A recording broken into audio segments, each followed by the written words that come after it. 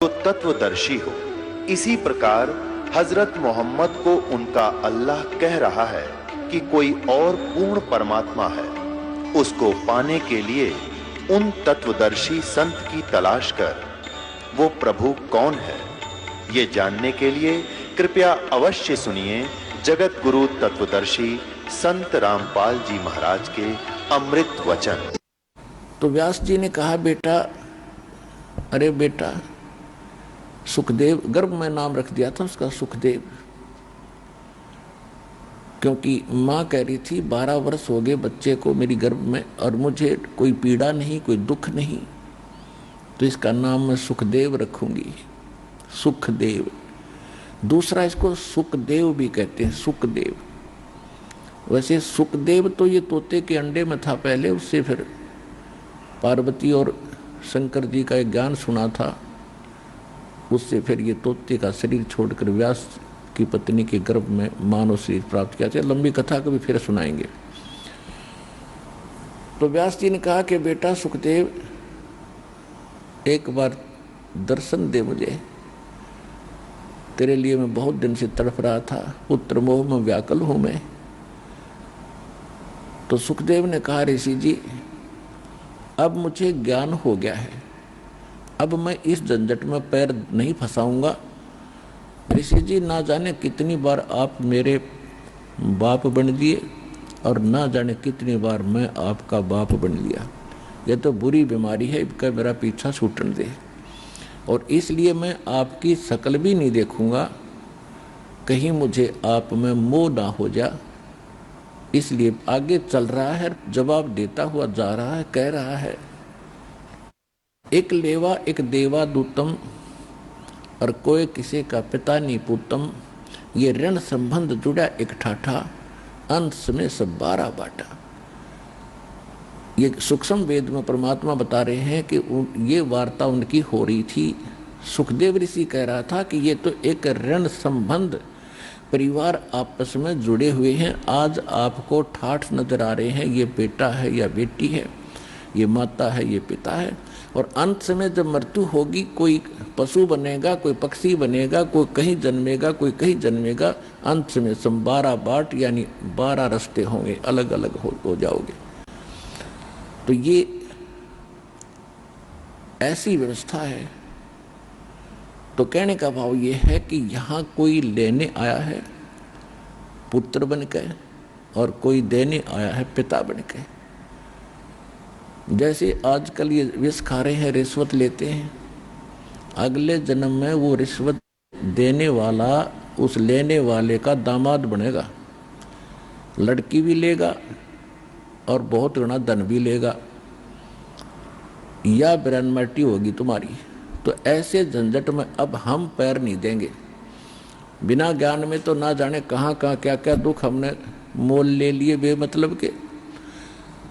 अब दास को जब ये ज्ञान हुआ, उसके बाद एक अलग से चश्मा लगता है ज्ञान का।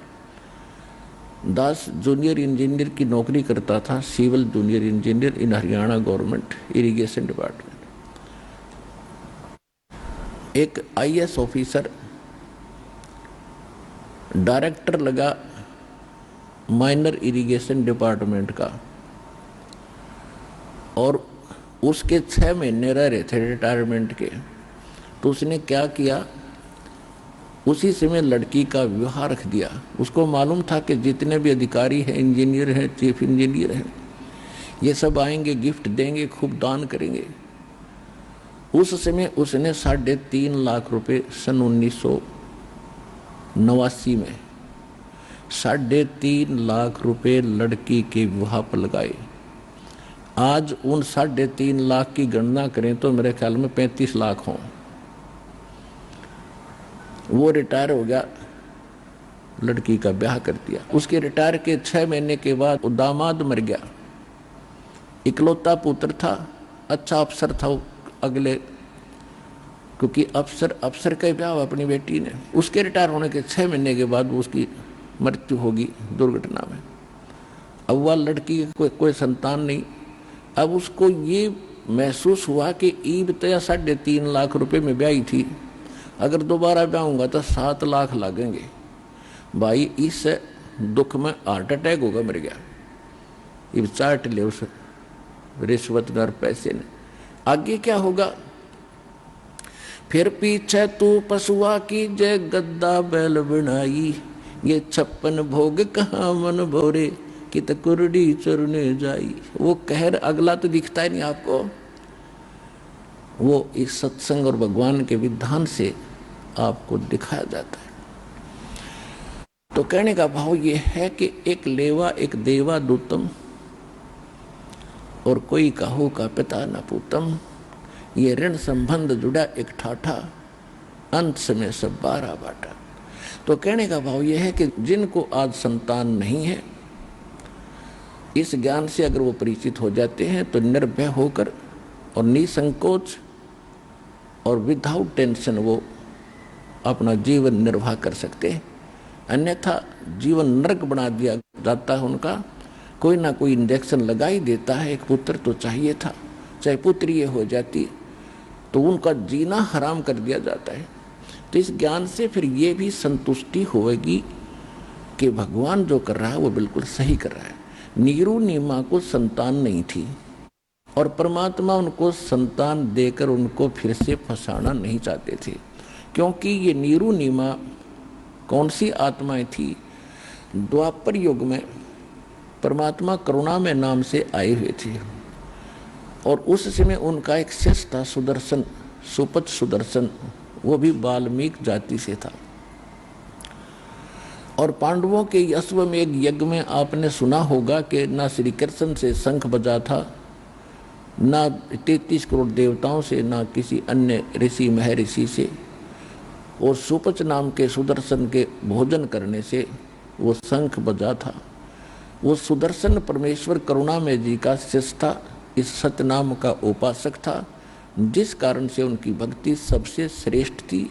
उसके सामने ऋषि महर्षि ब्राह्मण सभी फेल हो गए थे। और लेकिन उसके माता पिता ने परमात्मा करुणा में यानी कबीर परमेश्वर की भक्ति स्वीकार नहीं की थी। तो उसने यही अर्जी लगाई थी भगवान के चरणों में कि परमात्मा मेरे माता पिता का दुर्भाग्य है आपकी शरण में नहीं आए, लेकिन मेरी आत्मा इनमें बहुत फंसी हुई है क्योंकि ये बहुत नेक आत्मा है और परमात्मा किसी जन्म में इनको पार करना है, मेरी अंतिम इच्छा यही है। तो परमात्मा ने उसकी ये बात स्वीकार की थी, तब वो सतलोक गया था। तो उस आधार से भगवान उन्हीं के घर में स्वयं आगे शिशु रूप धारण करके उनको इस झंझट में फंसाया नहीं।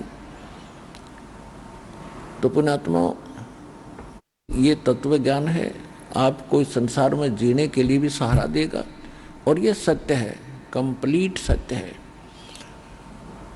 तो नीरू नीमा को किसी ने पहले दिन इंजेक्शन लगा दिए। नीमा स्त्री थी, नीरू पुरुष था।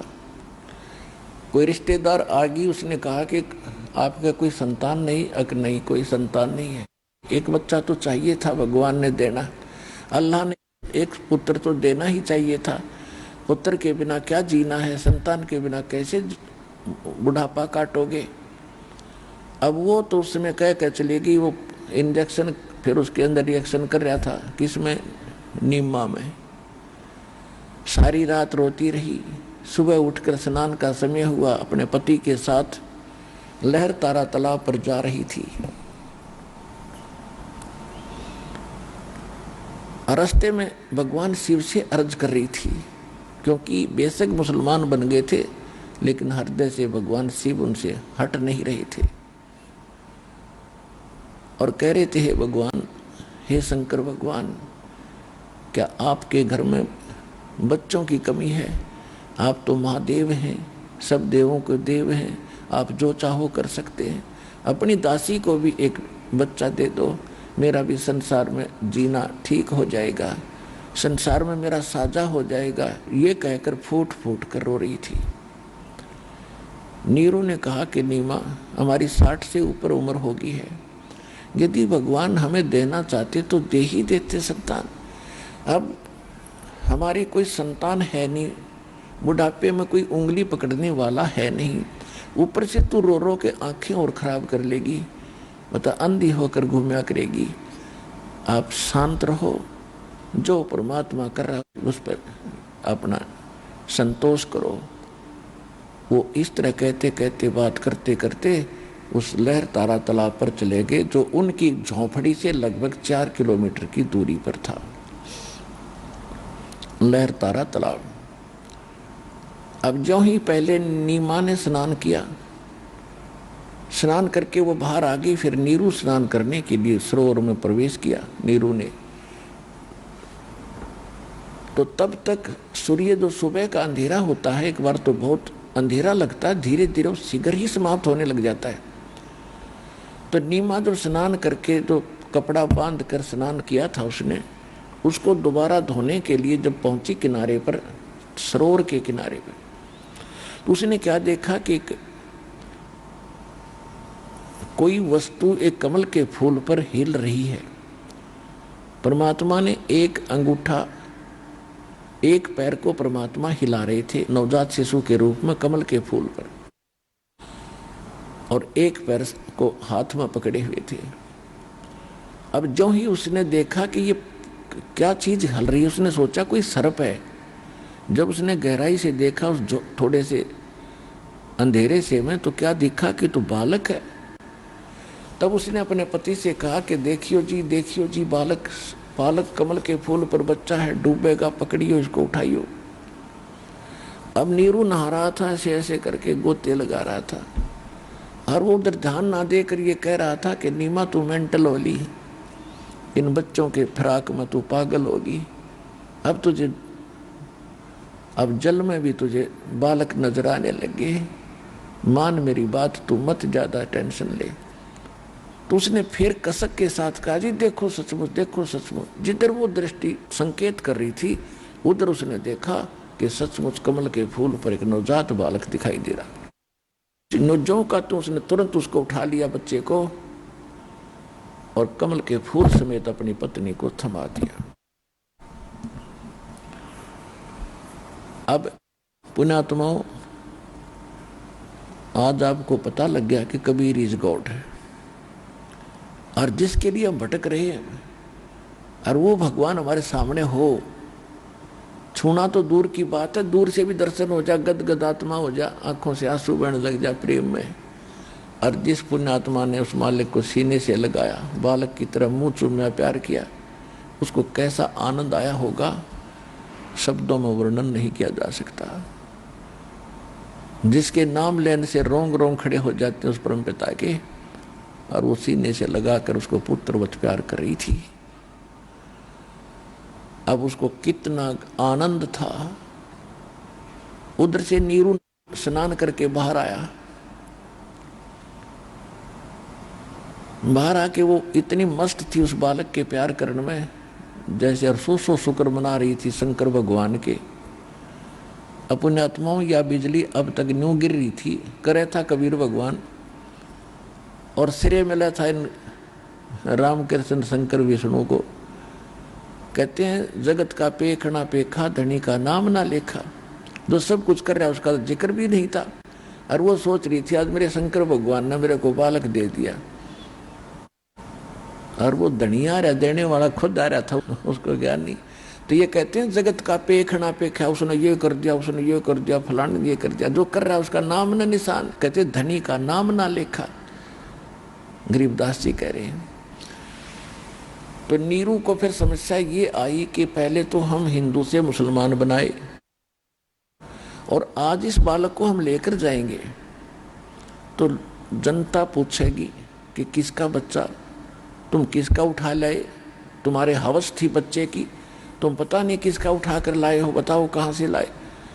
तो वो सोच रहा था, अपने संकल्प विकल्प उसमें उठ रहे थे। आपे ही वो फैसला कर रहा था कि लोग पूछेंगे, हम कहेंगे कमल के फूल पर मिला, लोग कहेंगे कमल के फूल पर बालक हो ही नहीं सकता, कमल के फूल पर रखकर दिखाओ कैसे बालक रुक सकता है। पुण्यात्माओं देखो, ये अध्यात्म मार्ग है, इसमें ये बातें नहीं चलती, ऐसा नहीं वैसा नहीं, भगवान सब कुछ कर सकता है। एक समय जो पीछे सन 2006 में क्रोथा कांड हुआ था, हमारे आश्रम पर आक्रमण किया था नकली आचार्यों ने, आर्य समाज के दुष्ट लोगों ने। तो हमारे ऊपर झूठा केस बना करके जेल में रहा दास, और दास ने इस दयानंद के अज्ञान की पोल खोली थी। कति झूठा और नकली ऋषि सारे एक से हैं, तो आपको दिखाई दिया। तो उनके पास जवाब कोई रहा नहीं, जवाब होता तो ज्ञान का उत्तर ज्ञान से देते हुए, तो वो तो लट्ठा का आगे। और जैसे भी था ये मालिक की लीला थी, वो तो नाश करने आए थे, मालिक ने हमें बचा दिया, अपनी मजदूरी करानी थी इस दास से। तो उस समय दास उस जेल में, झूठे केस में जेल में था। तो वहाँ एक वार्डन था पुलिस वाला, वो आ जाते थे, बैठ चर्चा करते थे, वे महाराज कोई ज्ञान बता। तो वो खुद ही एक दिन कह रहा था मेरे ज्ञान बताने से पहले कि हमारा एक साथी है दूसरा पुलिस वाला, उनके घर पर एक बथुआ है। बथुए का पौधा आपने देखा होगा, ज्यादा से ज्यादा 1.5 या 2 फुट से ऊपर नहीं होता। बथुआ ज्यादा घना होगा 2.5 फुट हो जाएगा, ऐसा होता बथु। तो वो कह रहा था कि हमारे एक पुलिस वाले के घर पे एक बथुए का पौधा है, और वो इतना मोटा, लगभग 6 इंच उसका नीचे से तना है, और वो 10-15 फुट 10-12 फुट ऊपर उनके मकान से, मतलब सिंगल स्टोरी से ऊपर जाता है, और 12 मास उसके पत्ते हरे रहते हैं, और उसका साग बनाते। मैं खुद भी देख कर उसकी सब्जी बनाते। मैंने कहा बिल्कुल हो सकता है, परमात्मा तो कुछ भी कर सकते हैं, इतना बड़ा बथुआ भी हो सकता है, कि आज तक है मैं देख के आया। एक दिन उसने कहा जी कुछ ज्ञान सुनाओ। आप किसकी पूजा करते हो? मैंने अपने भगवान की बताई, हम कबीर भगवान के पुजारी हैं। तो उन्होंने कहा कबीर भी भगवान थे? कहाँ थे, नहीं वो हैं ही, हमें भूल थी। फिर मैं उनकी जीवनी सुनाने लगा, तो मैंने कहा कमल के फूल पर परमात्मा मिले। तो वो उसने ऑब्जेक्शन कर दिया कि नहीं ये नहीं हो सकता, कमल के फूल पर बालक 2 किलो का तो होता ही है बच्चा कम से कम, कैसे रुक जाएगा? कमल का फूल इतना कैसे सहन कर सकते? मैंने तब उसको याद दिलाया कि आप उस दिन ये कह रहे थे कि हमारे मित्र के घर पे एक बथुआ है, और इतना बड़ा है, इतनी मोटी उसकी 6 इंच का तना है, और इतने 10-12 फुट का। कभी आपने देखा था उससे अतिरिक्त? कि नहीं। फिर जब मैं कह दूं कि नहीं मैं नहीं मानता, तो मेरे कहने से क्या वो बथुआ नष्ट हो जाएगा जो आपने देखा था? इसी प्रकार क्या परमात्मा ऐसा कमल का फूल नहीं बना सकता जिस पर 1 क्विंटल धर दे? वो तो 2 किलो की बात छोड़। फिर वो मान गया, सेट हो गया, कहा हाँ ऐसी बात तो हो सकता है।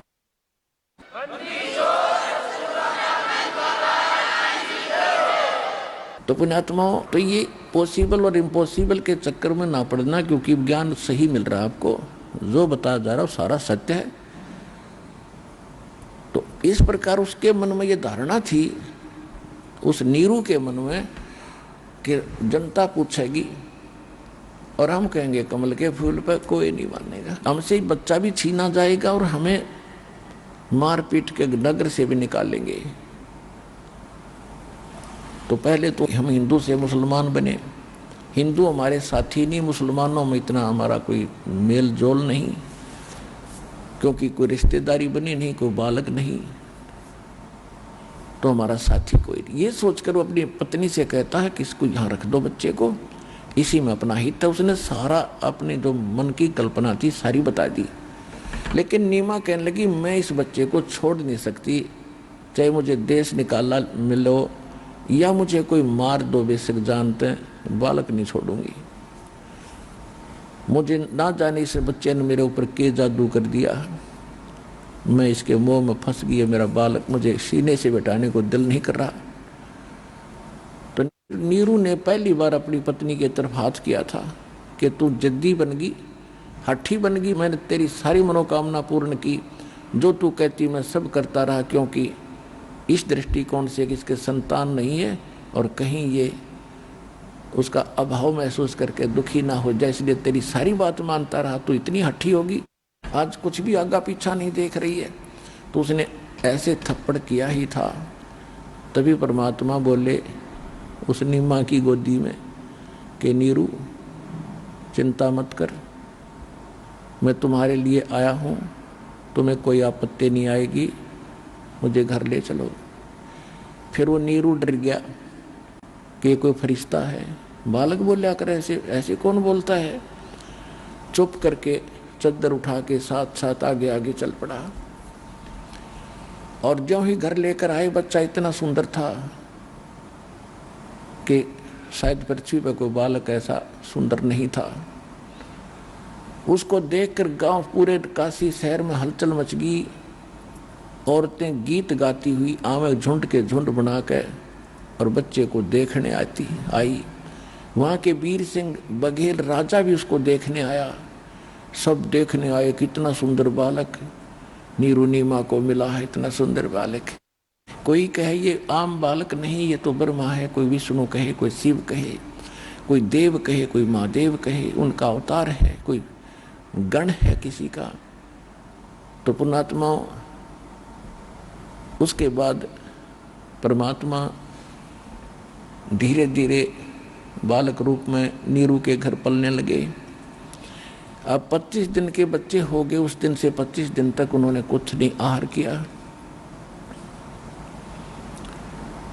ना दूध पिया, ना अन्न खाया, ना कोई फल फ्रूट का कोई जूस यानी ग्रहण किया। अब नीमा को फिर चिंता बन गई कि बच्चा कुछ खा पी नहीं रहा, ये मरेगा। और भगवान ऐसे स्वस्थ थे जैसे बच्चा रोजाना 1 किलो दूध पीता हो। इतना फल फूल रहे, सुंदर शरीर उनका नजर आ रहा, स्वस्थ। लेकिन उस माई का विश्वास नहीं हो रहा कि जब तक खाएगा नहीं जीवेगा कितने दिन।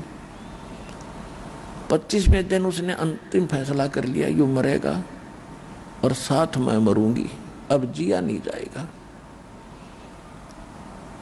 और रोए रोए सुबह से लेकर सुबह की रोने लग रही। उधर से परमात्मा ने भगवान शंकर के मन में प्रेरणा की, वह शंकर जी को याद कर रही थी। तो परमात्मा ने शंकर जी के हृदय में वहां कसक भेजी कि मुझे कौन याद कर रहा है। वहां से झांक कर देखा कि कोई माई रो रही है शिवलोक से। तो शिव जी आए एक साधु रूप बनाकर। माई से कहा, माई तुम क्यों रो रही हो, क्या आपत्ति आई तेरे पे? वह माई बोली नहीं, रोती ही रही। सबकी बंदगी, कंठ रुद्ध गया उसका। धीरे धीरे शंकर भगवान ने फिर साधु रूप में दोबारा कहा, माई कुछ बताओ।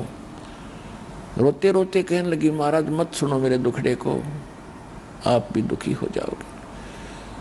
तब भगवान शंकर ने कहा, माई कहते हैं अपना दुख किसी को बता दे, हल्का हो जाता है। हो सकता है मेरे पास कुछ समाधान हो तो बता दूंगा। तब उसने बताया कि पहले तो हमारे कोई संतान नहीं थी, 60 साल से ऊपर हमारी उम्र हो गई थी। एक दिन मैंने अपने भगवान शंकर को हृदय से पुकारा था। उन्होंने जंगल में एक कमल के फूल पर हमें एक शिशु दिया। आज ये 25 दिन का हो गया, महाराज कुछ खा नहीं रहा, ये मरेगा, मैं साथ मरूंगी, मैंने पक्का निश्चय कर लिया। और मैं ये कह रही हूँ, भगवान, हे शंकर भगवान, यह तो देता नहीं और आज देकर वापस ले रहे हो भगवान, ये न्याय ठीक नहीं। शंकर भगवान को पता भी नहीं क्या दे रखा है इसको, कौन ले रहा है। तब शंकर भगवान ने कहा, तेरा बच्चा कहाँ माई? वो बालक लिया। वह लाई उठा कर, पालने से उठा कर लाई। उसने सोचा साधु संत कर देते हैं कुछ जंतर मंत्र, तो इनके चरणों में डाल दूं, कुछ जीवन दान दे देगा महाराज जी, संत जी। तो माई ने इस उद्देश्य से परमात्मा बालक को उनके शिव जी यानी महात्मा के चरणों में डालना चाहा। उसके हाथों से उठ गया परमात्मा और शंकर भगवान के सिर के समान हवा में ऐसे स्थिर हो गए। अब माई ने सोच रही, बाबा जी में करामात है, संत शंकर जी जो खड़े हैं, इन्होंने मेरे बच्चे को ऐसे उड़ा दिया, ओहो ये जरूर कोई शंका समाधान करेगा। और वो मालिक उसके चरणों में कैसे आए? वो तो शिखर में बैठे उनके सिर के ऊपर। तब शंकर भगवान ने ऐसे किया, वो समझ गए कोई सिद्ध पुरुष। शंकर भगवान हमने इतना दिमाग नहीं है, इतनी इनकी दृष्टि नहीं है पहचान सके, क्योंकि शंकर भगवान उसको नहीं पहचान सके। जो भस्मा गिरी उसके सामने तपस्या करे था, ऊपर ने पैर करके नीचे ने सिर उनके द्वार के सामने, और मन में उसका दोष ये था कि पार्वती को पत्नी बनाऊंगा, शिव जी से भस्म कड़ा लेकर इसने मारूंगा। और शंकर जी वही नहीं जान सके ये क्या बकवास लिए तपस्या करे। जब शंकर भगवान ने ऐसे किया, बच्चे को गोदी में लेते हैं जैसे, अपने आप वो मालिक वहां से आके उसके हाथों में आगे, और शंकर भगवान से कहा कि इनसे कहो एक कुंवारी गाय लाए, उस कुंवारी गाय दूध देगी, आप आशीर्वाद दे देना। महात्मा जी, परमात्मा बोल रहे हैं, और वो फिर दूध दिया करेगी, मैं उसको पिया करूंगा। तो शंकर जी ने सोचा कोई सिद्ध पुरुष है, ये सूचा समूचा है, पिछले जन्म का किसी कारण से ये इनके संस्कारवश यहाँ आ गया है। तो ऐसे मालिक ने, उस शंकर भगवान ने 25 दिन के बालक ने 7 बार चर्चा करी उनसे। अब हमारी देख रही बालक बोल रहा है, वो तो पहले ही बोला था, उसके सामने बोला था। तो उसने अपने शंकर भगवान ने कहा कि माई तेरे पति को बुला और कहो एक कुंवारी गाय लावे और कोरा बर्तन लावे को मार के थे, बिल्कुल स्वच्छ पात्र लाए। तो उसी समय वो नीरू गया, एक कुंवारी गाय लाया, बछिया 1.5 वर्ष की, जिसने दूध पीना छोड़ रखा था और उसने बैल ने टच नहीं करी थी, यानी कुंवारी अंडरस्टूड है कुंवारी गाय, और एक पात्र लिया। तो शंकर भगवान ने उस कुंवारी गाय के कमर पर ऐसे थपकी मारी, पात्र नीचे रख लिया, दूध की धार चल पड़ी। जब वो पात्र भर गया, अपने आप दूध रुक गया। तो परमात्मा को दिया गया, गट गट पिया दाता ने। तो वो कुंवारी गाय में दूध कहाँ से आया था? सतलोक से, सतलोक से आया था। सोच, एक पवित्र पशु में, शिशु रूप में भगवान की परवरिश उस कुंवारी गाय से हुई, कबीर भगवान की। अब वेद जो बताए जाते हैं, वेद क्या है? वेद है भगवान की जानकारी, भगवान कैसा है, कहाँ रहता है, क्या लीला करता है। ये हमारा हिंदू समाज, क्या विश्व मानता है इस बात को कि वेदों में जो ज्ञान है वो बिल्कुल 100% सत्य है और भगवान के विषय में पूरी जानकारी है। तो जो वेदों में भगवान की महिमा लिखी है, लक्षण लिखे हैं, गुण लिखे, यदि वो गुण किसी में पूर्ण होते हैं तो परमात्मा कौन हुआ? वो वही हुआ जिसमें ये सब गुण परिपूर्ण हैं जो वेद बताते। अब आपको वेदों में दिखाता हूं कि वेद क्या बताते हैं। ये देखिएगा, ऋग्वेद, ये 9-10 मंडल अनुवादित करके अलग से बनाया इन्होंने। ये कहाँ से प्रकाशित और किसने इसका अनुवाद किया है? प्रकाशक है सार्वदेशी कार्य प्रतिनिधि सभा, महर्षि दानंद भवन, रामलीला मैदान, नई दिल्ली से। ये है महर्षि दयानंद सरस्वती कृत लिखा है इन्होंने। मुद्रिक है Prince offset printers, 1510, Pataudi house, Daryaganj, नई दिल्ली से।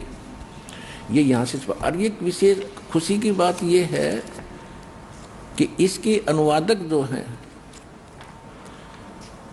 इस वेद के अनुवादक ये दयानंद के चेले और दयानंद ही हैं। इन आर्य समाजियों ने इसका अनुवाद किया है और ये मानते हैं भगवान निराकार है, इसलिए इन्होंने कुछ थोड़ी बहुत गड़बड़ी करने की चेष्टा की है अनुवाद में, लेकिन अब हम उसको अच्छी तरह समझ लेंगे। ऋग्वेद मंडल नंबर 9, सूक्त 1, मंत्र 9 में ये देखिएगा, ये है ऋग्वेद मंडल नंबर 9 का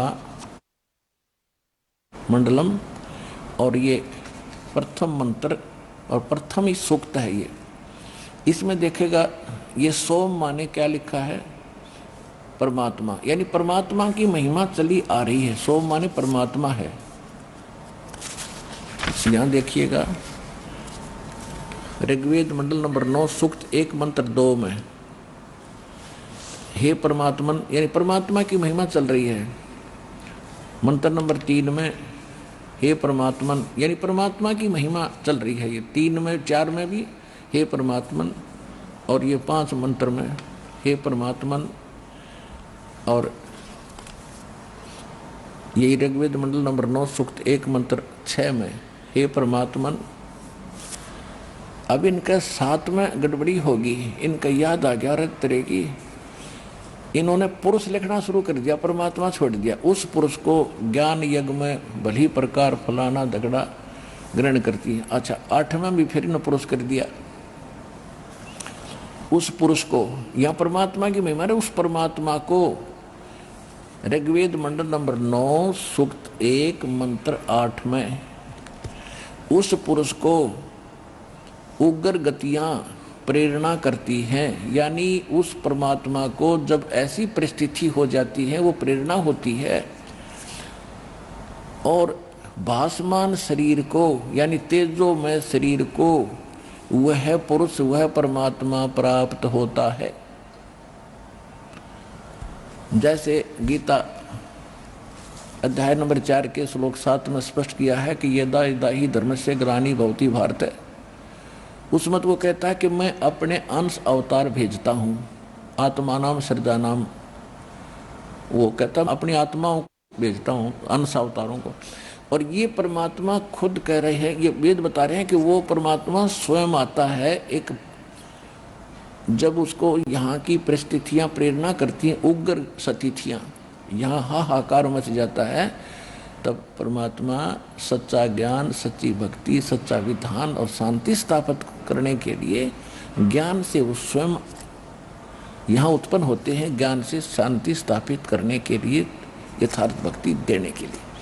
अब आगे हम चलते हैं। ऋग्वेद मंडल नंबर 9 देखिएगा, ऋग्वेद मंडल नंबर 9 और सूक्त 1 और मंत्र हमने 8 पढ़ लिया, ये 8वां। उस पुरुष माने परमात्मा को उग्र गतियां माने भयंकर परिस्थितियां प्रेरणा करती हैं और वो भासमान शरीर को यानी बहुत सुंदर तेजों में सुंदर शरीर को वह पुरुष माने परमात्मा प्राप्त होता है। कैसे होता है आगे देखो, इसी में इसका शेष यहाँ अनुवाद है 9 के 8 का, मंडल 9 सूक्त 1 मंत्र 8, जिसमें 3 प्रकार से दूसरों का वारण वाने कल्याण करने वाला मधु में शरीर मिलता है। वो परमात्मा 3 प्रकार के शरीरों से वारण करने वाला मधु में 3 प्रकार यानी 3 स्थिति से वो सबका धारण पोषण करता है। तो अब इसमें 9वें मंत्र में ऋग्वेद मंडल नंबर 9 सूक्त 1 मंत्र 9 में वो सेकंड टाइप की जो परमात्मा की लीला होती है, शिशु रूप धारण करके तीन शरीरों में, एक में तो मालिक स्वयं रहता है, सतलोक के अंदर तख्त पर विराजमान है राजा के समान सचखंड में। दूसरी स्थिति वो करता है, एक शिशु रूप धारण करके आता है, प्रत्येक युग में कमल के फूल पर लहर तारा तालाब यानी किसी सरोवर में अवतरित होता है, जिस कारण से वो नारायण कहलाता है। हम एक रामकृष्ण विष्णु को नारायण मान लिए, शेषनाग के सैया पर लौट रहा था, तो शेषनाग तो उससे पहले नारायण हो गया, उससे पहले आया, तो विष्णु तो पाछे बैठा उस पर, पहले तो शेषनाग नारायण हो गया, जल में रहे, तो मछली भी सारी वो परमात्मा स्वयं आता है, इसलिए उसको नारायण कहते हैं। वो लीला ऐसी करता है। और ये दूसरी प्रकार का जो शरीर स्थिति वो बताई गई है, उसका 9वें मंत्र में विवरण है। और तीसरी प्रकार की स्थिति भगवान की क्या होती है कि वो कभी भी साधु रूप बना के कहीं प्रकट हो जाता है।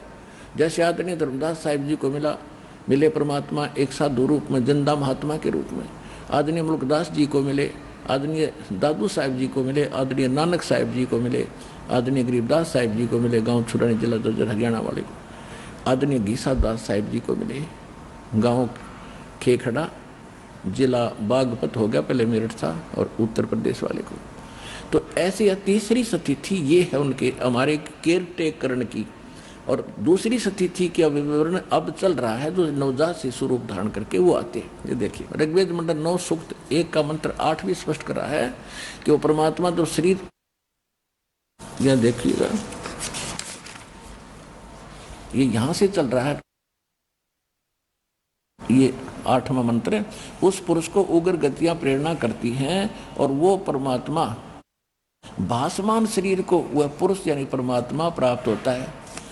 और उसको वो 3 प्रकार के शरीर से सबकी का कल्याण करता है, जिसमें 3 प्रकार से दूसरों का वारण माने कल्याण करने वाला मधु में शरीर मिलता है। ये अनुवाद थोड़ा ठीक सा नहीं है। 3 प्रकार से सतिथि में हमारा सबका कल्याण करने के लिए 3 प्रकार की सतिथि से वो परमात्मा हमारे कल्याण करता है। अब 9वें मंत्र में क्या लिखा है?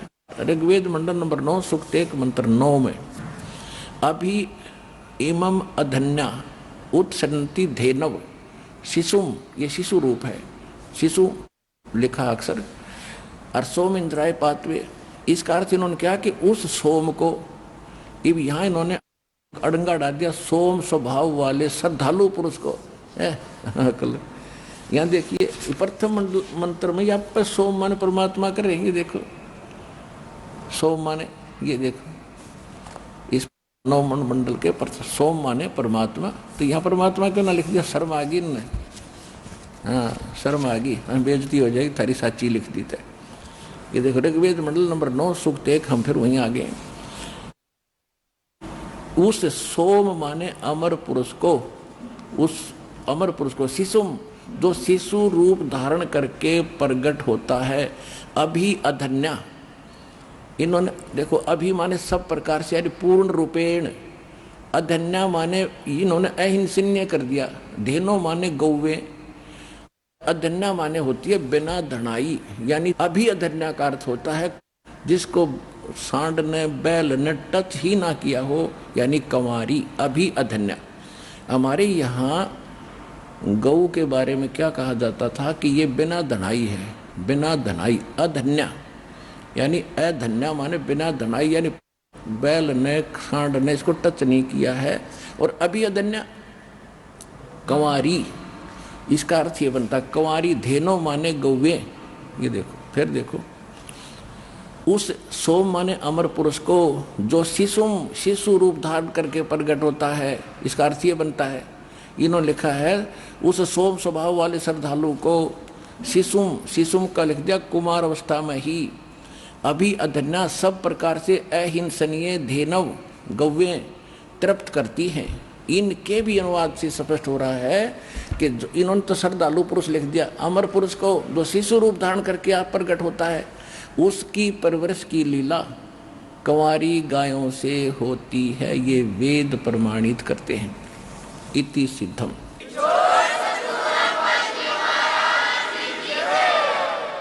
अब ये लीला किसने की? न राम ने की, न कृष्ण ने की, न विष्णु ने की, न शिव ने की।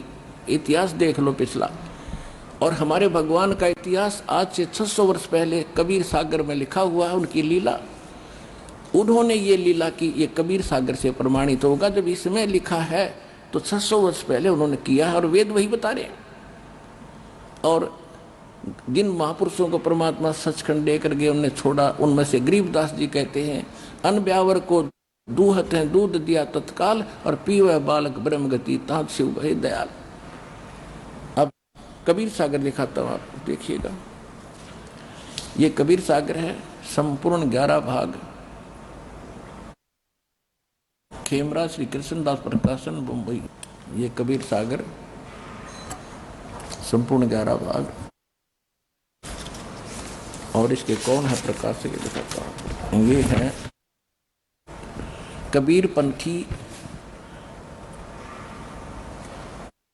पंथी भारत पथिक स्वामी युगलानंद विहारी द्वारा प्रस्कृत और मुद्र खेमरा श्री कृष्णदास, अध्यक्ष श्री वेंकटेश्वर प्रेस, खेमरा श्री कृष्णदास मार्ग मुंबई। ये यहाँ से छपा। इसके आपको ले चलते हैं 74 पृष्ठ पे। अब इसमें क्या वर्णन किया है, क्योंकि थोड़ा बहुत इन्होंने अपने लंबा समय हो जाने के कारण थोड़ी बहुत इन्होंने इसमें कोई अक्षरों में गलती होगी, बाकी ये सही है, देखिएगा। अब जब परमात्मा की प्राप्ति होगी, ये ज्ञान सागर है। ज्ञान सागर एक अध्याय है कबीर सागर का, ज्ञान सागर। इसके 74 पृष्ठ पे, 74 पृष्ठ पे। अब यहां क्या कहते हैं, सुन जुल्हा मन भयो आनंदा। सुन जुल्हा, परमात्मा ने नीरू को जब ये कहा कि मैं तुम्हारे लिए आया हूं, मेरा कोई पिछला संस्कार है इसलिए तुम्हारे आया हूं, मुझे ले चलो। तो क्या कहते हैं, सुन जुल्हा मन भया आनंदा, और जिबी चकोर पाया निशी चंदा। जैसे चकोर पक्षी को रात्रि में चांद दिखाई दे जाता है, वो उसकी तरफ दृष्टि हटाता ही नहीं, इतनी लगाव बन गया। और ले सुध चले हरस मन कीना, अरतासों पुन अस बोल ही लीना।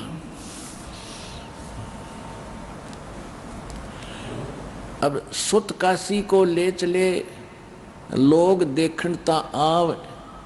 जब काशी में ले गए उस पुत्र को, सारे काशी के लोग देखण आए। अन्न पानी बख्शे नहीं, अर्जुल्ला शोक जनावे। वो कुछ खा पी नहीं रहा, उनको चिंता हुई। आइए अब हम उन श्रद्धालुओं के अनुभव जानते हैं जो जगत गुरु तत्वदर्शी संत रामपाल जी महाराज जी से दीक्षा प्राप्त कर चुके हैं तथा उनके द्वारा बताए गए भक्ति मार्ग पर चल रहे हैं। नमस्कार जी। क्या नाम है जी आपका? मेरा नाम है जी अश्विनी कुमार शर्मा। अश्वनी जी, कहाँ से आए हैं आप? मैं पठानकोट पंजाब से हूँ जी। सर, आपसे जानना चाहेंगे, संत रामपाल जी महाराज जी से नाम दीक्षा लेने से पहले आप क्या भक्ति साधना करते थे? ऐसे है कि ये मैं बात यहाँ से शुरू करता हूँ कि हमारे घर एक मंदिर है फूलों वाली माता का, और वो मंदिर जो है दुर्गा का मंदिर है, शेरावाली का। उस मंदिर में मेरे पिताजी सन 78 से वहाँ पर वो पूजा पाठ करते थे, उस मंदिर को संभालते थे। और उस मंदिर को जो है वो इतनी देर से संभाल रहे थे। और उस समय मेरी जो उम्र थी उस समय 5 साल की थी, 11 साल की थी। जब मैं उनसे क्वेश्चन करता था कि बेटा ये आप बताइए कि ये दुनिया और ये ब्रह्मांड कैसे बने हैं, उनको इस बारे में जो नॉलेज थी जो आम सबको थी। पर मेरे बाद ये जो है सन 78 की बात है, उसके बाद क्या हुआ, वो मंदिर जो हमारा बना है वो एक चमत्कार के अनुसार हमें वो मेरे पिताजी जो है वो बहुत क्रिटिकल बीमारी में थे, वो ठीक हुए थे। तो उस समय हमारा यही था कि भी जो शेरावाली है, जो माता रानी है, इससे बढ़कर कोई भी दुनिया में इनसे बढ़कर नहीं है। चाहे ब्रह्मा विष्णु महेश है, चाहे कोई देवी देवता है, सारे इनके अंडर ही हैं। और जो दुनिया बनाने वाली जो है ये दुर्गा ही है और इसके सिवाय कोई नहीं है। पर जब 2005 में मेरे पिताजी की डेथ हो गई और उसके डेथ के चौथे दिन जब हम अस्थि लेने जाते हैं, उठाने जाते हैं, उस समय क्या हुआ कि अस्थि उठाने के जब हम हरिद्वार जाते हैं, जैसे सब जाते हैं, आम संसार भी सब जाता है, तो उस समय क्या हुआ कि अस्थि कलश जब हमने अस्थियां लेने गए, उसके बाद जब आए हैं तो आते हुए मेरे पिताजी का जो है, मेरी सिस्टर है, मेरी बहन है छोटी, मेरे से 9 साल छोटी है, उसमें वो प्रवेश कर गए। प्रवेश करने के बाद वही बातें करते थे जिनको मेरी सिस्टर ने कभी आज तक देखा नहीं, कभी उनके साथ मिली नहीं, उनको भी वो नाम लेके बुलाती थी जैसे मेरे पिताजी बुलाते थे। हमें कंफर्म हो गया कि ये पिताजी हैं हमारे। उन पिताजी बीच में उनके जब आए हैं तो उन्होंने आके वो बातें की हैं जो मेरे एक शौक थी, मेरे लिए एक बड़ी शौक वाली बात थी। एक तो उन्होंने कहा, बेटा हमारे पल्ले कुछ नहीं रहा, हमारे पास कुछ नहीं है, आध्यात्मिक कमाई कोई नहीं है हमारे पास। दूसरी बात उन्होंने कही, बेटा हमें ये नहीं समझ लग रही है कि हम कहाँ जाएं। 13 दिन रहे उस मेरी सिस्टर में, 13 दिन के लिए। तीसरी ये कहते हैं कि हमें एक टाइम लेके आए हैं, टाइम फ्रेम लेके आए, इस टाइम फ्रेम में हमने अपने काम जो रुके हुए करने हैं, उसके बाद हमने चले जाना है। अब ये तीनों चीजें मेरे लिए शौक थी कि भी इतनी भक्ति करने के बाद सारी उम्र इन्होंने दे दी, सन 78 से लेकर 2005 तक सारी अपनी एक जिंदगी सारी एक दे दिया। हमने भी सारी उम्र इनको दुर्गा को समझा, माता रानी को सबसे बड़ा समझा। और माता रानी हमारे साथ किया क्या, झटके से एक झटके से उनकी मृत्यु हो गई। मृत्यु होने के 5वें दिन वो मेरी सिस्टर में प्रवेश होकर बोल रहे हैं कि हमारे कुछ भी नहीं, हमारे पल्ले सब अंधेरा अंधेरा नजर आ रहा है, आगे कहाँ जाऊँ मुझे नहीं पता। अब ये क्वेश्चन मेरे लिए एक बहुत बड़ी बात थी, क्योंकि आम जो खोज करने वाला बंदा होगा कोई, या खोजी होगा, उसके लिए तो बहुत बड़ी बात है। उसके बाद क्या हुआ कि जब पिताजी ने 13 दिन उसमें रहे और उन्होंने एक तो बात की, हमारी भक्ति माई खत्म हो गई, हमारे पास कुछ नहीं है। कोई तो हमारे पास हमारे पैर को हाथ लगा के भक्ति माई ले जाता है, कोई क्या करता है कि किसी को हम आशीर्वाद दे देते हैं। तो मेरे पास अभी पल्ले कुछ नहीं रहा हमारे पल्ले। मैंने उनसे फिर क्वेश्चन किया कि मुझे ऐसा आप बताओ कि आप उधर की बताओ जहां से आप आए हो, अभी डेथ के बाद जहां पर आप होके आए हो, जो क्या क्या देखा आपने, मुझे वो चीज़ें बताओ, ऊपर की चीज़ें बताओ, स्वर्ग की, नर्क की, जो भी है, जैसे भी है बताओ। उन्होंने आंखें बंद करके कुछ नहीं बताया। तो मैंने कहा कि मुझे तो वो ज्ञान चाहिए जिसमें क्या है कि सब कुछ पता हो मुझे, कि देवी देवते क्या हैं, कुरान शरीफ अलग से, ये मुस्लिम धर्म क्या है, ये धर्म भी सारे पता होना चाहिए और देवी देवते सारे पता होना चाहिए। मुझे उस भगवान का भी पता होना चाहिए कि जो भगवान जिसने सबको बनाया है, और वो शक्ति भी पता होनी चाहिए जिस शक्ति से चलता है। क्या वो माता रानी ही है, क्या वो दुर्गा ही है, कि कोई और है। पर इस चीज का जो है अब नहीं पता लगा, क्योंकि उनको इस चीज का नहीं, वो बता नहीं पाए। उन्होंने क्या किया, मुझे अपना नाम उपदेश दे दिया कि ये नाम उपदेश ले लो, ये नाम उपदेश लेके आप भक्ति करो और इस भक्ति के कारण फिर आपको पता लग जाएगा, सारा कुछ पता लग जाएगा। पर मुझे उससे कोई लाभ नहीं हुआ। मैंने क्या किया, मेरे पास कोई सोर्स नहीं था। मैंने ये मन में ठान ली कि अगर तो या तो मेरे पिताजी से बराबर कोई होगा, वो इस क्वेश्चंस का आंसर सबका देगा, इस प्रश्नों का सारा आंसर देगा, और दूसरी बात कि या तो उनसे बड़ा होगा, वो देगा। इसी खोज के कारण मैंने जितने भी सत्संग टीवी पे आते हैं, किसी भी धर्मगुरु के आते हैं, मैं देखना शुरू कर दिया और मैंने क्वेश्चन सेट कर लिए कि ये क्वेश्चनों का आंसर जो दे देगा वो या तो मेरे पिताजी से बड़ा होगा या वो मेरे पिताजी के बराबर होगा। तो ये क्वेश्चन का आंसर किसी ने नहीं मुझे दिया। सर, हम आपसे ये जानना चाहते हैं कि आप इतनी सारी भक्ति साधनाएं करते थे, आप बता रहे हैं कि आपके पिताजी कठिन साधना करते थे, आपके पिताजी चमत्कार करते थे, आपके पिताजी के बराबर आप किसे मानते नहीं थे। आपका मानना था कि अगर आपके पिताजी के बराबर कोई मिले और उनसे आगे की कोई बात बताने वाला मिले तो आप उसको मानो। तो ये जो आपकी आध्यात्मिक खोज थी वो कैसे पूरी हुई? ऐसे है कि मेरे यहाँ छोटा सा बिजनेस करता हूँ, मेरी छोटी सी दुकान है। उस दुकान के सामने एक लड़का रहता है, वो मोबाइल का काम करता है। उससे मैं सत्संग लिया, हर सत्संग लेता था। कभी मैं राधा स्वामी का, कभी मैं निरंकारी धर्म का, ऐसे सत्संग एक बार उन्होंने मुझे दे दिया संत रामपाल जी महाराज का। अब वो ऑडियो थे सारे सत्संग, वो ऑडियो सत्संग जब मैंने सुना तो उसमें मुझे सबसे, क्योंकि मैं मानता था दुर्गा को, मैं मानता था शेरावाली को। अब क्या है कि मुझे सबसे ज़्यादा शौक लगा जब उन्होंने ऐसे क्वेश्चन का, ऐसी चीज़ें बतानी शुरू कर दी कि दुर्गा जो है माता रानी का, दुर्गा का पति है, और शेरावाली जो है ये ब्रह्मा विष्णु इनके बच्चे हैं। अब ये दोनों चीज़ें जो थी मेरे गले नहीं उतर रही थी, क्योंकि मेरे पिछला ज्ञान जो मेरे गले में फंसा हुआ था या मेरे चढ़ा हुआ था वो रंग नहीं देना था। और इतने चमत्कार देखे थे, ये मानने के मेरा मन मानने को नहीं हुआ।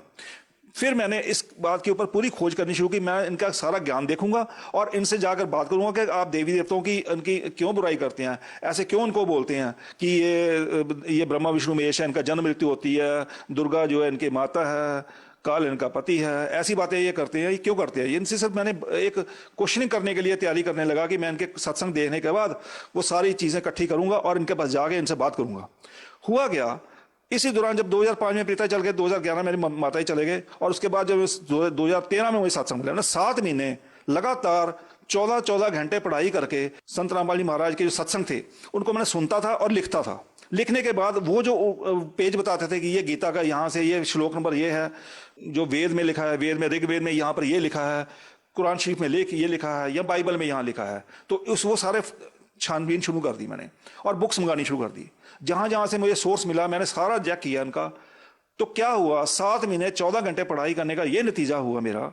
मुझे आज परमात्मा ने ये बता दिया कि तेरे पिताजी डेथ के बाद कहां बैठे हैं, और ये भी बता दिया कि तेरी मां भी कहां बैठी है, अभी उसकी गति नहीं हुई, वो यहीं पर घूम रहे हैं। क्या कारण मानते हैं उनकी गति नहीं हुई, उनका मोक्ष नहीं हुआ? देखिए, सबसे बड़ी बात तो यह है कि आम समाज ये बात चमत्कार को नहीं समझेगा। मेरे लिए तो बहुत बड़ा चमत्कार था कि मुझे ये पता लग गया कि मेरे पिताजी कहाँ बैठे हैं या मेरी मम्मी कहाँ बैठी है। पर अगर कोई आदमी, अगर कोई भी व्यक्ति अगर इसके अध्यात्म ज्ञान को ध्यान से सुनेगा और समझेगा और समझने की कोशिश करेगा तो उसको पता लग जाएगा कि वो कहाँ बैठा है, किसकी पूजा कर रहा है, किसकी करनी चाहिए, किसकी नहीं करनी चाहिए। हमें दुर्गा की पूजा भी करनी है, हमें किसी शिव जी की पूजा करनी है, उसके एक मंत्र है, उसको बुलाने का एक तरीका है, और वो अपने आप लाभ देंगे। पर यह है कि जो पूर्ण परमात्मा है, या पूर्ण परमात्मा जैसे संत रामपाल जी धरती पर एक अवतार लेके आए हुए हैं, उनकी भक्ति जो है वही, उसी साधना से सब कुछ मिलेगा। उसी से पता लगेगा हमें कि हम कहाँ बैठे हैं, किसकी पूजा करनी चाहिए, किसकी नहीं करनी चाहिए। सर, संत रामपाल जी महाराज जी से नाम दीक्षा लेने के बाद आपको क्या लाभ मिले? सबसे पहले यह है कि मैंने 2014 में नामदान लिया इनसे। 2015 में 7 महीने लगातार 14 घंटे पढ़ाई करने के बाद जब मैंने नामदान लिया तो उस समय मेरे ऊपर जो मेरी कोई ऐसे कमेटियां डाली होती थी पैसे रुपए की, वो सारी कमेटियां मेरी मर गई। कहने का मतलब कि मैं 10 लाख के रुपए के नीचे आ गया। जो मेरे पास पूंजी सारे उम्र की इकट्ठी हुई थी वो भी मैंने उसको एक पकड़ा दी ब्याज लेने के कारण। मुझे पता नहीं था कि ब्याज लेना बुरी बात है या ये जो है ऐसा नहीं करना चाहिए, वो सारी दे दी। वो मेरे सारे पैसे खत्म हो गए। अब जो लोग जिनके पैसे मैंने लगवाए थे उस कमेटियों में उस ब्याज के तौर पे, वो मुझे जानते थे, मेरे थ्रू लगे थे, तो ये है कि वो मैंने देने थे उनके। अब कहाँ से देता, काम मेरा है नहीं था, कारोबार मेरा है नहीं था। मैंने फिर बंदी छोड़ परमात्मा संत रामपाल जी के ऊपर कहा, मैंने मन में कहा कि हे परमात्मा बंदी छोड़, अब मेरी कोई और बाजू पकड़ने वाला नहीं है, कोई भी देवी देवता ये वो कोई नहीं है, आप मेरे लिए भगवान समान हो, अब परमात्मा ही हो, आप प्लीज मुझे इस समस्या से उबारो। उन्होंने मुझे आर्थिक लाभ इतना बड़ा दिया कि जहां पर मेरी 2,000 रुपया 3,000 रुपया एक दिन की सेल होती थी, वहां पर मेरी सेल एक दिन में उन्होंने 43,000 46,000 सेल करनी शुरू कर दी। वो सेल एक महीने में मुझे सारे मेरे एक महीने में कि कितने मेरे कर्जे उतरने शुरू हो गए, लोगों के पैसे देने शुरू कर दिए। आज मुझे उनके नामधन लिए तो हो गया, मुझे उनके कर्जे देने के बावजूद भी आज मैंने प्लॉट भी ले लिया, आज मैंने अपना और चीजें 5-10 लाख रुपए जोड़ भी लिया। तो 3-4 साल में लोग कहते हैं मंदी है, लोग कहते हैं कि जो पूरा विश्व है मंदी की ग्रस्त में है। तो मुझे परमात्मा ने ऐसे चमत्कार दिए हैं कि मुझे अगर 100 रुपए मैं जेब में होता, 100 रुपए खर्चता हूं तो बाद में 100 रुपए फिर बचता है। अब ये कैसे बचता है, ये संत रामपाल जी महाराज जानते हैं। संत रामपाल महाराज जो है उनकी दया से सब कुछ हो रहा है, उन्होंने ही बताया। सर ये तो रही आर्थिक लाभ की बात। आपसे जानना चाहेंगे कि जैसे कि कई लोगों को भूत प्रेत की समस्याएं होती है, कोई नशे से ग्रस्त होता है, बहुत सारी समस्याओं से लोग घिरे होते हैं, क्या इस प्रकार के कोई लाभ भी आपको मिले हैं? देखिए, मैं तो शुरू से नशा करता नहीं था, क्योंकि हमारे घर मंदिर है, तो शुरू से हमारे वहां पर बैन है। हम तो लहसुन प्याज भी नहीं खाते थे, तो मीट तो दूर की बात है। तो ये जो नशे की जो लत है, ये आदमी को उस समय छूटती है जब उसको ये पता लगता है कि इस ज्ञान, अगर मैं नशे की लत अगर मैं नशा करूंगा तो मुझे क्या, उसके ऊपर जो मुझे क्या दुख मिलेगा, क्या परेशानी मिलेगी। सर एक सुप्रसिद्ध मंदिर के पुजारी आपके पिताजी रहे हैं और उनके द्वारा लाखों लोगों के साथ चमत्कार हुए हैं और लाखों लोगों को लाभ भी मिला है, जैसा कि आपने बताया। बावजूद इसके एक संत से जुड़ना जो जेल में है, ये अपने आप में एक हैरान करने वाला नहीं है? देखिए, संत जेल में है कि नहीं है, जैसे आपने अभी प्रश्न किया, संत जेल में है कि नहीं है इसका पता तो उसको है जिसने उनको परखा है। मैंने उनको अच्छी तरह परखा है। जैसे कहते हैं कि किसी चीज को बर्तन भी लेने जाओ और उसको टनका के देखना चाहिए, ठीक है ठीक है, ऐसे उनको मैंने परखा है। 7 महीने कम नहीं होते सर जी किसी संत को परखना।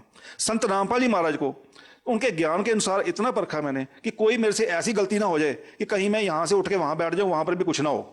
तो इसलिए मुझे ये पता है कि सब कुछ यहां पर जो उनके पास ज्ञान है, जो उनके पास नाम है, वो किसी संत के पास, किसी के पास आज तक दुनिया में नहीं है।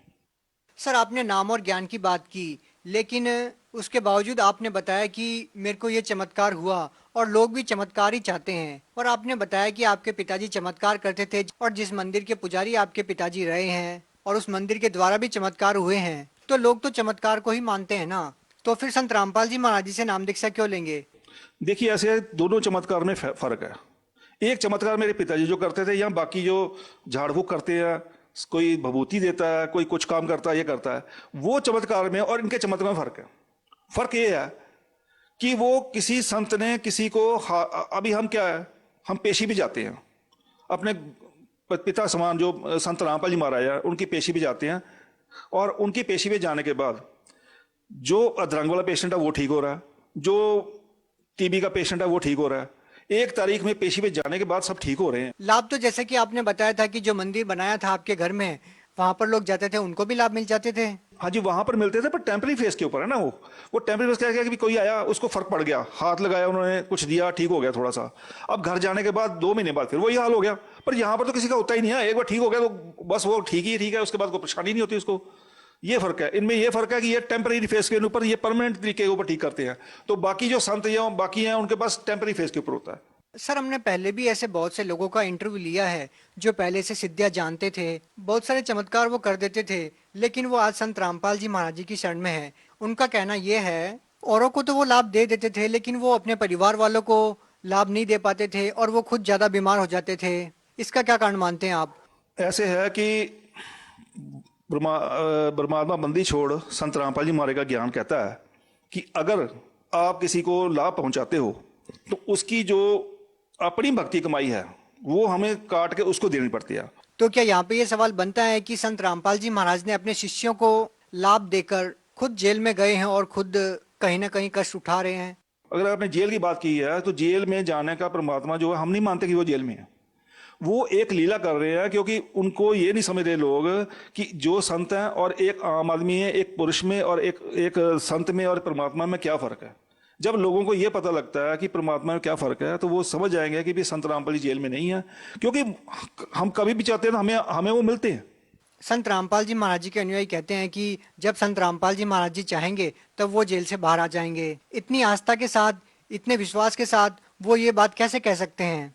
देखिए, एक संत रामपाल जी महाराज जो है, हमें पता है, हम जो है जितने भी धर्मगुरु हैं जो भी है, किताबें तो रखी होती है उन्होंने, श्रीमद् देवी भागवत कभी कोई किताबें सारी वही मानते हैं, पर उनके बीच में जो लिखा गूढ़ रहस्य है वो नहीं मानते।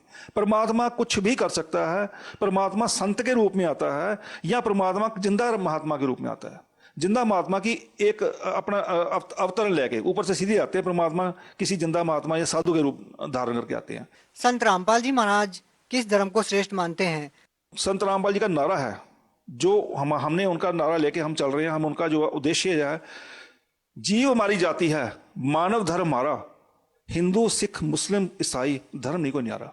तो ये जो उन्होंने एक अपना स्लोगन दिया हुआ है, वो हमें उनके अनुयायियों, हम उनके अनुयायी हैं, हम भी ये समझते हैं कि जीव हमारी जाति है, मानव धर्म हमारा है, और इसके सिवाय कोई जाति नहीं है। परमात्मा ने हमें एक जैसा बनाया, इसके फर्क कोई नहीं है। आप भगत समाज को क्या संदेश देना चाहेंगे? भगत समाज को यह संदेश देना चाहूंगा कि अगर किसी को आर्थिक परेशानी है, जैसे मुझे थी, अगर वो ठीक करनी चाहता है तो वो किसी और की शरण में जाने की जरूरत ही नहीं है। क्या आपके अनुसार वही लोग जो आर्थिक लाभ चाहते हैं वही संत रामपाल जी महाराज जी की शरण में आए? देखिए, आर्थिक, सामाजिक, शारीरिक किसी भी तरीके की कोई परेशानी किसी को है तो मोक्ष कैसे होगा सर? मोक्ष जो है वो एक अलग बात है। आम समाज जो है, क्या संत रामपाल जी महाराज जी की भक्ति करने से मोक्ष भी मिलेगा? जी ये 100% बात है जी। मोक्ष जो है, मोक्ष कहते हैं छुटकारा। छुटकारा किससे? छुटकारा, मृत्यु तो हर किसी की होनी है, मृत्यु के बाद कहते हैं, सब लोग कहते हैं छुटकारा हो गया, पर एक्चुअल में जब ज्ञान समझ लगेगा तो पता लगेगा कि उसके बाद छुटकारा नहीं होता। उसके बाद आगे 84 लाख योनियां शुरू हो जाती हैं। 84 लाख योनियां 43,20,000 साल में कंप्लीट होती हैं, जिसमें एक मनुष्य की योनि जो है 60-70 साल की, जो बड़ी दुखदाई है, तो बाकी जीवों के क्या हाल है। तो उस मोक्ष से छुटकारा डालने के लिए संत रामपाल जी महाराज जो हैं, अपना एक सेट ऑफ मंत्र है उनके, वो देते हैं। जैसे हमने प्रथम मंत्र में मिलता है, फिर सतनाम मंत्र मिलता है, फिर सारनाम मिलता है, ये 3 अलग अलग मंत्र मिलते हैं। उस मंत्र से छुटकारा होगा, क्योंकि जो हमारे वेद है वो भी यही बता रहे हैं कि संत रामपाल जी जो कह रहे हैं और जो वेद हमारे कह रहे हैं वो सब मेल खा रहे हैं कि इन्हीं मंत्रों से छुटकारा होगा और कोई तरीका नहीं है। अब हम किसी को हम जय माता दी बोल देंगे, वो एक सिर्फ वो नाम नहीं किसी का, वो छुटकारे का मंत्र नहीं है। किसी देवी देव की भक्ति करनी है, शिव की भक्ति करनी है हमने, या किसी भक्ति, उसका नाम है, उसको बुलाने का नाम है, उससे भक्ति होगी। वो भक्ति भी इकट्ठी होगी, संचित होगी। जब भक्ति संचित होगी तो पाप कर्म कम होंगे। जब पाप कर्म होंगे, हमारा बैड अकाउंट खत्म होगा, तभी तो हम मोक्ष पाएंगे। बैड अकाउंट खत्म ही नहीं होगा तो कैसे मोक्ष पाया जाएगा। तो लास्ट में आप भगत समाज को क्या कहना चाहेंगे? मैं समाज से हाथ जोड़ के बेनती करता हूं कि इनसे नामदान किसी ने लेना है तो लो, नहीं लेना तो मत लो, पर एक बार इनका जो ज्ञान है वो सुनो, वो देखो, सर्च करिए। संत रामपाल जी महाराज के ज्ञान को सर्च करिए, देखिए उसमें क्या क्या कह रहे हैं। वो देखने का कोई बुराई नहीं है, सुनने में कोई बुराई नहीं है। देखने और सुनने के बाद क्या कि आप खुद ही फैसला करेंगे कि हम कहां बैठे हैं, और इसके बाद आप ये क्लियर कर हो जाएगा। आप उसके बाद रह नहीं पाओगे कि संत रामपाल जी का नाम मैंने नहीं लेना। उसके बाद फिर नामदान लेके आप अपना उद्धार करोगे, और आने वाले की जो 84 लाख योनियां हैं, जिसमें जाने के बाद आदमी जानने का जीव बहुत दुखदाई होता है, उससे छुटकारा मिल जाएगा। बहुत बहुत धन्यवाद।